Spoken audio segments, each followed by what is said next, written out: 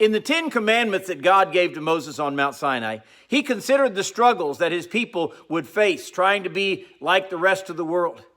Good morning, I'm Pastor Ernie Lewis of the Blue Point Church in Sisney, Illinois, with your thoughts for Tuesday.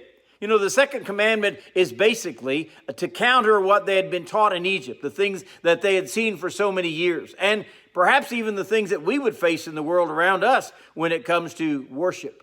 You know, in every country, there are large temples where they house their gods, their forms of animals, birds, beasts, maybe even some huge statue of a human-like being like Nebuchadnezzar had out on the plain of Shinar.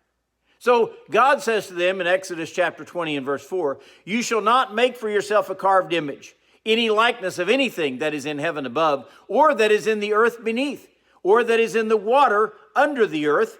You shall not bow down to them, nor serve them, for I, the Lord your God, am a jealous God, visiting the iniquity of the fathers upon the children to the third and the fourth generations of those who hate me and those who rebel against me, but showing mercy to thousands to those who love me and keep my commandments."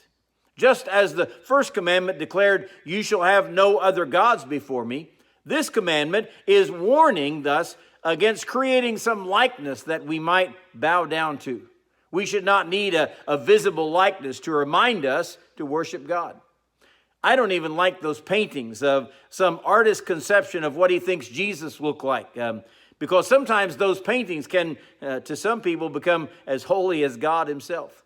I know many have visual reminders. Maybe they wear a cross around their neck, or they place Bible verses in their home, on the wall, in their office. I can see that being helpful to remind us to turn to God.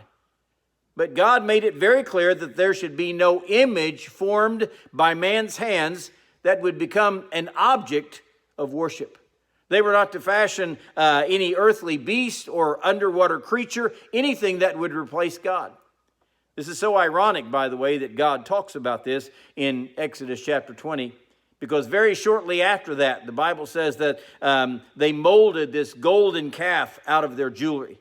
They bowed down to it, and Aaron, their priest, said, "This is your God, O Israel, that brought you out of the land of Egypt."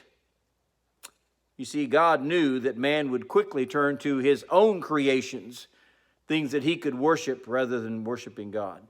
So the Lord reminded them, "For I am a jealous God." And why shouldn't he be? I mean, after fashioning us and making everything, even doing everything for us here in this world, God deserves our praise and our worship.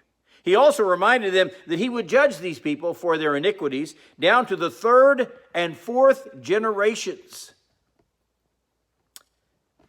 of those who hate and rebel against him.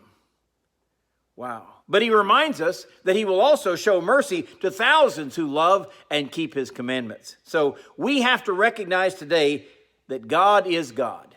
We should need nothing else in this world, no other image to worship, except we worship God. Because we know who he is, we know he's a jealous God, and we know how he has blessed us. We ought to worship him.